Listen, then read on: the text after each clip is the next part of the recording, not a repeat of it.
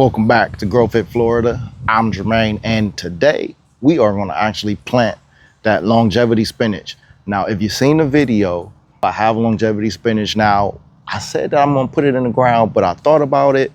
I think I'm going to plant these in some pots. I think we're going to put these in pots for a couple reasons. Number one, I have another use for that space that I wanted to dig up something that I enjoy, but my family doesn't like that much. But instead of planting our longevity spinach there, I have another use for that space.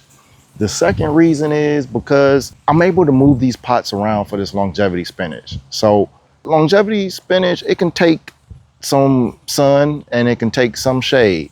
It prefers to have that morning sun and that afternoon shade. So in pots, I'm able to give it that. And in the summertime, when it is just brutal hot, I'm able to move it out the way and move it somewhere where it's a little bit more shadier. Wintertime, it needs all the sun it can get, and I can provide it better with pots. So that's what we're doing. So let me take you along, and I'm gonna show you how I'm gonna put this in some pots, where I'm putting it, and we're gonna just add that to our backyard medicine cabinet. So let's go.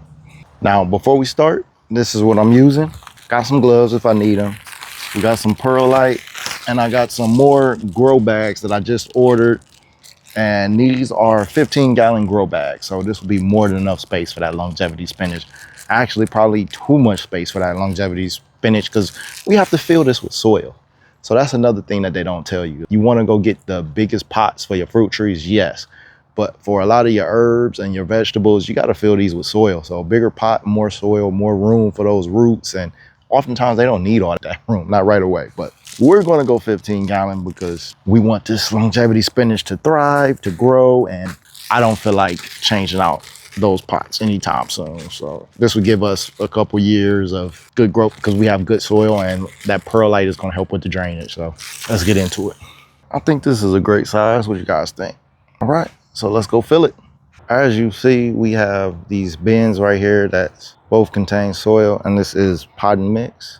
It's easier to store it like this, and you can make your own, and you can add your compost in here. It's just easier, so you always have some on hand till it runs out like ours. Because this one over here is just about out, and now you see this one. So let's make our little mixture.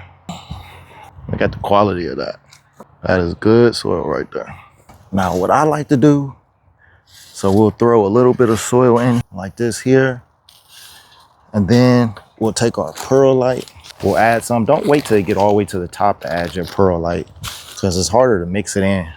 So mix it in as you're adding, and that perlite is definitely going to help with that drainage. Look like a elderberry cutting in here, probably for a contest winner. Then add a little perlite, and when you're adding as you go, you notice that you don't need as much. And we're mixing a little bit more, and we should be done with this. All right, and that's good.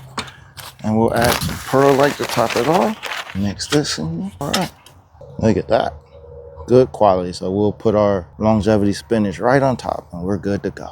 All right, so now let's fill up the second one. Same things. So we'll put about 3 shovelfuls and then some perlite. Keep going like that. Whew, too much that time. So we don't have to do that much for the other one. All right. Y'all see the sugar cane down here? So we'll go 5. Since we put so much perlite by mistake. Mix that. That should be enough. Top it off like that. Good to go. All right, so now let's go the easy part. We're just gonna plant it. Just stick it in and we're good to go. Not overthinking. All right, so now the easy part. We're just putting it in dirt. So let's start with this one. Open up the roots just a little bit. Don't have to get carried away with this baby plant. Then we just gotta throw some mulch on it and we're good to go right here. We got all these leaves, so let's use some of these leaves as our mulch. So as you know, this is gonna keep moisture in. It's gonna keep it cool in these nice hot days, and it's gonna feed it when these leaves break down. And that's it. And I'm gonna do the same thing for the other. We just planted our longevity spinach. We just threw it over here. Gets enough sun and enough shade. A little extra, I'm gonna try to bring this raised bed back to life. I have some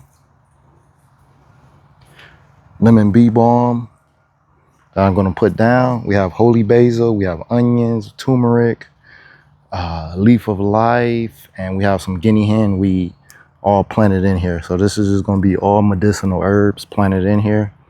Now we're gonna add the lemon bee balm.